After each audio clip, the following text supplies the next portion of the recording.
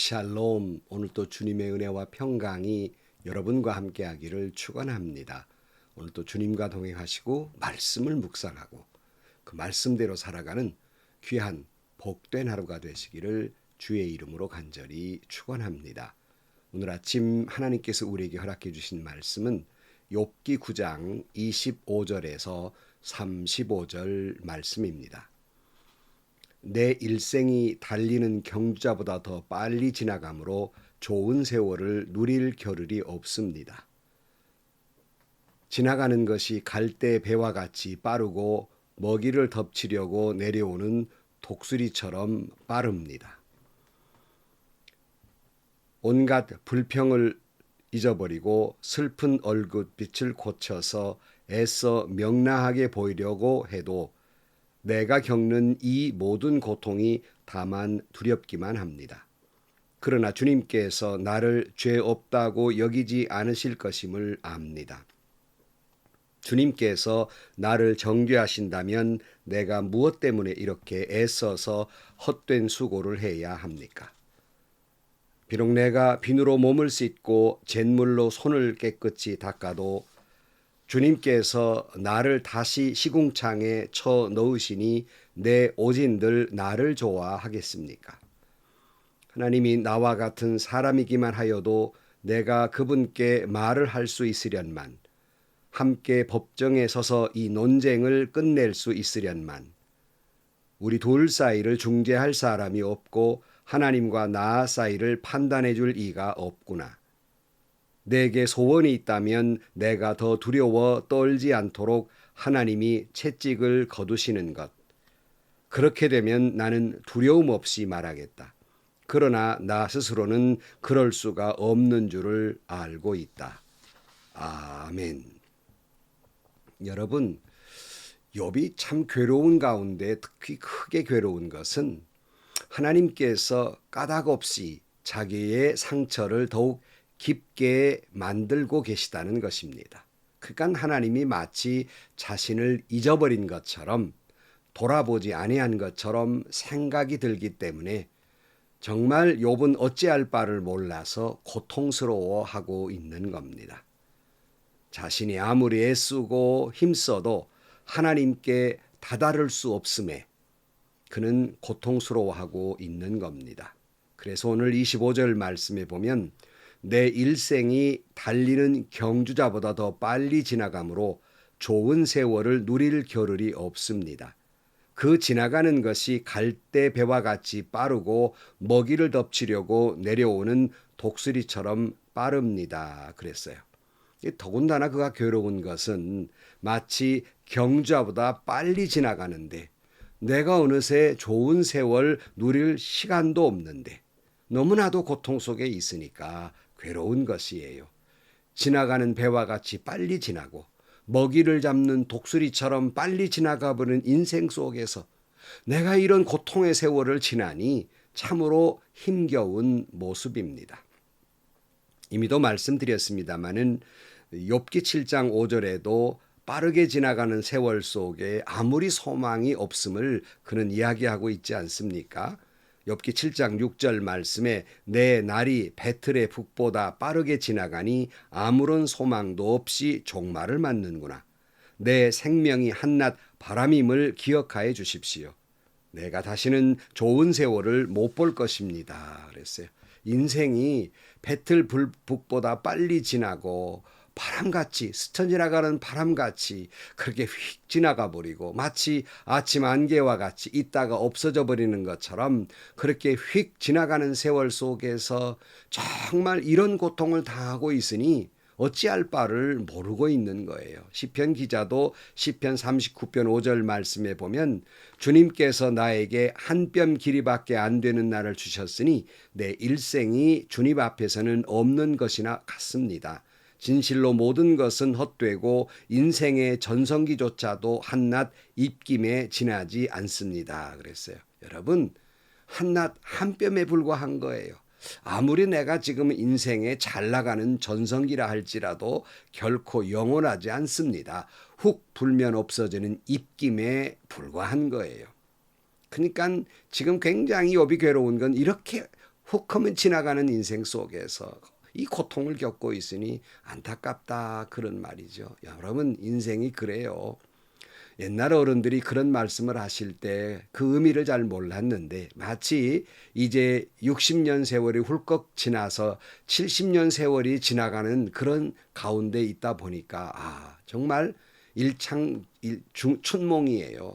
금방 지나가 버리는 것이죠. 야고보 4장 14절 말씀에 여러분은 내일 일을 알지 못합니다. 여러분의 생명이 무엇입니까? 여러분은 잠깐 나타났다가 사라버리는 안개에 지나지 않습니다. 그랬고 시편에도 시편 90편 4절에 주님 앞에서는 천년도 지나간 어제 같고 밤의 한 순간과도 같습니다. 주님께서 생명을 거두어 가시면 인생은 한순간의 꿈일 뿐 아침에 돋아난 한 폭이 풀과 같이 사라져 갑니다. 풀은 아침에 돋아나서 꽃을 피우다가도 저녁에는 시들어서 말라버립니다. 그랬어요. 참 훌쩍 지나가는 그 짧은 인생 가운데 온갖 처절한 고통과 괴로움이 있으니 여러분 우리가 살아가는 인생이 다 그런 것인가 하는 생각도 듭니다. 그래서 오늘 본문에 보면 27절 말씀에 욥이 이렇게 말해요.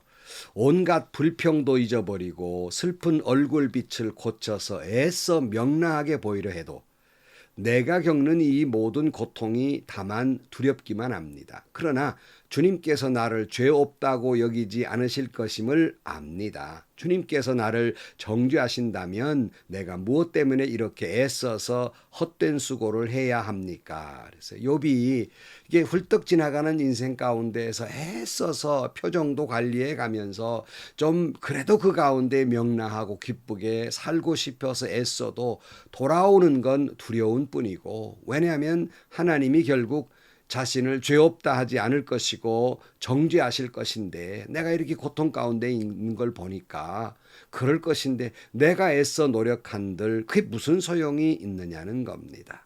그러니까 욥이 아무리 더 이상 불평하지 아니하고 행복해 보이려고 해도 결국 하나님의 정죄 앞에는 꼼짝 못할 것이니 수고로움이 아무 필요가 없다는 그런 말이에요. 여러분 그렇잖아요. 해도 안 되기 때문에 노력하기가 포기해버리고 마는 거예요. 처절한 절망이지요. 너무나도 허무해서 뭘 할 기력조차 없어져 버리고 만 것이에요. 그래서 욥은 자신이 정결해 보이려고 해도 헛수고뿐이다라는 표현을 30절에 보면 비록 내가 비누로 몸을 씻고 잿물로 손을 깨끗이 닦아도 주님께서 나를 다시 시궁창에 쳐넣으시니 내 오신들 나를 좋아하겠습니까? 그랬어요. 아무리 빗물로 씻고 양잿물로 씻더라도 주님이 나를 다시 시궁창에 쳐넣는다. 다시 그와 같이 죄 있다고 한들 내가 어떻게 할 수 있겠느냐는 거예요. 죄에서 벗어날 수도 없고 하나님의 이 벌 가운데에서 벗어날 수 없다는 겁니다.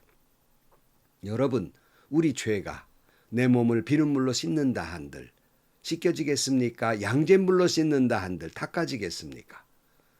어느 영화에 이런 영화를 본 적이 있어요. 흑인인데요. 그가 자기가 흑인인 것이 너무 싫어서 이제 물가에 나가서 조약돌을 들어다가 막 팔도 막 씻어보고 얼굴도 막 닦아보는 거예요. 어떻게 하면 백인처럼 하얗게 될 수 있을까? 피가 나도록 그렇게 닦아도 결국 백인이 될 수 없었습니다. 마찬가지로 우리가 아무리 물로 씻은들 그것이 죄사함을 얻을 수 있겠습니까? 시편 기자는 이렇게 말합니다. 시편 51편 1절 말씀에 하나님 주님의 한결같은 사랑으로 내게 자비를 베풀어 주십시오. 주님이 크신 긍휼을 베푸시어 내 반역죄를 없애 주십시오. 내 죄악을 말끔히 씻어 주십시오. 내 죄를 깨끗이 없애 주십시오. 그러니까 주님의 은혜로만 죄가 씻음을 받게 되는 것이죠. 51장 7절 말씀 우슬초로 나를 정결케 해주십시오. 내가 깨끗하게 될 것입니다. 나를 씻어주십시오. 내가 눈보다 더 희게 될 것입니다. 그러니까 하나님의 은혜로라야 깨끗하게 되는 것인데 여기 우슬초로 정결케 해주십시오 그랬는데 우리를 정결케 하실 우슬초 그게 뭐겠습니까? 주님의 보혈입니다. 요한일서 1장 7절 말씀에 그러나 하나님께서 빛 가운데 계신 것과 같이 우리가 빛 가운데 살아가면 우리는 서로 사귐을 가지게 되고 하나님의 아들 예수의 피가 우리를 모든 죄에서 깨끗하게 해 주십니다. 우리가 죄가 없다고 말하면 우리는 자기를 속이는 것이요 진리가 우리 속에 없는 것입니다. 우리가 우리 죄를 자백하면 하나님은 신실하시고 의로우신 분이셔서 우리 죄를 용서하시고 모든 불의에서 우리를 깨끗하게 해 주실 것입니다. 그랬어요. 오직 예수 그리스도의 십자가의 피가 우리를 모든 죄에서 깨끗하게 해 주실 것입니다. 우리가 우리의 죄를 자백하면 우리 죄를 용서하시고 모든 죄에서 오직 주님의 보혈로 깨끗하게 씻어 주실 것입니다. 고린도전서 6장 11절 말씀에 여러분 가운데 이런 사람들이 더러 있었습니다. 그러나 여러분은 주 예수 그리스도의 이름과 우리 하나님의 성령으로 씻겨지고 거룩하게 되고 의롭게 되었습니다. 그랬어요. 우리는 예수 그리스도의 이름으로 성령의 은혜로 우리 죄가 깨끗이 씻기움을 받고 거룩해 되고 의롭게 되는 것입니다. 그래서 이사야 1장 18절 말씀에 주님께서 말씀하신다. 오너라 우리가 서로 변론하자. 너희의 죄가 주홍빛 같다 하여도 눈과 같이 희어질 것이며 진홍빛 같고 같이 붉어도 양털과 같이 희어질 것입니다. 그랬어요. 이게 하나님의 약속이에요. 사랑하는 성도 여러분, 욥은 죄책감에서 벗어나지 못해서 몸부림치고 있어요. 아무리 씻고 씻어도 정결케 안 된다는 거예요. 하지만 우리는 예수 그리스도의 십자가의 은혜로 이미 깨끗이 씻음 받고 죄 용서함 받았습니다. 다시 말하면 구원 받았습니다. 이것을 우리는 구원의 확신이라고 말합니다. 그런데 왜 우리가 긴가민가 하는 겁니까? 그것은 내가 아직도 죄 가운데에 살고 있기 때문입니다. 내가 내 자신을 살펴보아도 죄 씻음 받았다고 하긴 하는데 여전히 나는 믿는 사람답지 못하게 도덕적으로나 윤리적으로나 신앙적으로나 흠도 튀고 너무 많거든요. 그러니 이 죄가 용서함 받았다는 것이 자신이 없습니다. 자, 그런데 원리는 이런 거예요. 우리 예수 그리스도의 구주로 우리가 예수님을 고백하면 우리 모든 죄가 십자가의 보혈로 다 씻기움을 받고 구원받습니다. 이것은 불변이에요. 우리가 한번 예수님을 고백하는 순간 이거는 불변입니다. 그런데 사도 바울도 무슨 말을 하고 있습니까? 로마서 7장 21절 말씀에 그러므로 내가 한 법을 깨달았노니 곧 선을 행하기를 원하는 나에게 악이 함께 있는 것이로다. 내 속삼으로는 하나님의 법을 즐거워하되 내 지체 속에서 한 다른 법이 내 마음의 법과 싸워 내 지체 속에 있는 죄의 법으로 나를 사로잡는 것을 보는도다. 오라 나는 곤고한 사람이로다. 이 사망의 몸에서 누가 나를 건져내랴. 우리 주 예수 그리스도로 말미암아 하나님께 감사하리로다. 그런즉 내 자신이 마음으로는 하나님의 법을 육신으로는 죄의 법을 섬기노라. 이것이 바울의 탄식이에요. 우리는 바울보다 더 연약한 존재입니다. 우리가 예수 그리스도의 보혈로 죄 씻기움을 받고 정결케 되었으나 아직 우리는 죄 가운데 살고 있습니다. 우리는 그러므로 늘 바울처럼 말씀 안에서 그리스도 안에서 말씀의 법대로 살려고 몸부림쳐 가면서 주님 나라 가기까지 점점 거룩하게 성화되어 가는 것이지 죄와는 완전히 단절된 삶을 살기가 어려운 연약한 존재들이라는 말씀입니다. 다시 말씀드립니다. 우리는 예수 그리스도를 구주로 고백하는 순간 우리는 모든 죄에서 용서함을 받았습니다. 우리는 이 죄 용서함 받은 사람으로서 여전히 육심을 입고 이 세상에 살기 때문에 죄 가운데 살기 때문에 우리는 하나님의 백성으로 거룩한 삶을 살려고 거룩해지려고 성화되려고 몸부림치는 것입니다. 성령의 은혜로 내가 조금씩 성화돼 가고 죄에서 멀어지는 삶을 살게 되는 겁니다. 그러므로 우리는 죄는 이름이라도 그 모양이라도 버리는 삶을 사는 거예요. 그러니까 여러분, 아무리 우리가 예수님을 구주로 고백하고 죄 용서함 받았어도 율법으로는 죄인입니다. 그러나 이 죄인들이 십자가의 은혜로 그 자비와 용서와 사랑으로 죄의 씻음을 받고 하나님 나라의 곧 구원을 받게 되는 것입니다. 이것이 신앙의 원리예요. 오늘 32절 말씀, 하나님이 나와 같은 사람이기만 하여도 내가 그분께 말할 수 있으련만, 함께 법정에 서서 이 논쟁을 끝낼 수 있으련만, 우리 둘 사이를 중재할 사람이 없고 하나님과 나 사이를 판결해 줄 이가 없구나. 내게 소원이 있다면 내가 더 두려워 떨지 않도록 하나님이 채찍을 거두시는 것. 그렇게 되면 나는 두려움 없이 말하겠다. 그러나 나 스스로는 그럴 수가 없는 줄을 알고 있다. 그랬어요. 그러니까 이 욥은 너무나 두려워서 정말 고통 가운데에서 하나님 앞에 나아갈 자신도 없어요. 그 채찍을 거두면 좀 어떻게 해보겠는데 너무 두려워서. 그런데 또 하나님과 욥 사이를 중재할 존재도 없구나 하고 탄식하고 있습니다. 그러나 우리에게는 중재자가 있지요. 그것이 히브리 4장 14절 말씀입니다. 그러나 우리에게는 하늘에 올라가신 위대한 대제사장이신 하나님의 아들 예수가 계십니다. 그러므로 우리의 신앙 고백을 굳게 지킵시다.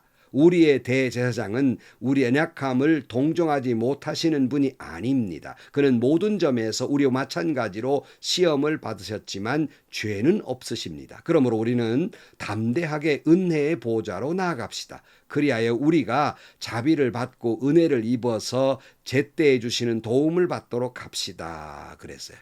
우리에게는 하나님과 우리 사이의 중재자, 그러니까 다리가 되어주시는 예수 그리스도가 계셔서 우리를 깨끗이 씻어주시고 예수님의 이름으로 우리가 여전히 죄인이지만 죄 없다고 우리를 변호해 주시는 겁니다. 우리에게는 우리 언약을 아시고 도우시는 예수 그리스도가 계십니다. 여러분, 욥은 그 존재가 없어 한탄하지만 우리에게는 주님이 계시니 담대하게 주님의 자비와 은혜를 힘입고 주님의 은혜의 보좌에 담대히 나아가는 저와 여러분들이 되시고 오늘 또 죄 용서함 받은 예수님의 보혈로 깨끗이 씻음 받은 그런 거룩한 백성으로서 점점 더 더욱 거룩한 사람이 되려고 성화되는 매일매일 거룩하게 되는 저와 여러분들이 되시기를 주의 이름으로 간절히 축원합니다.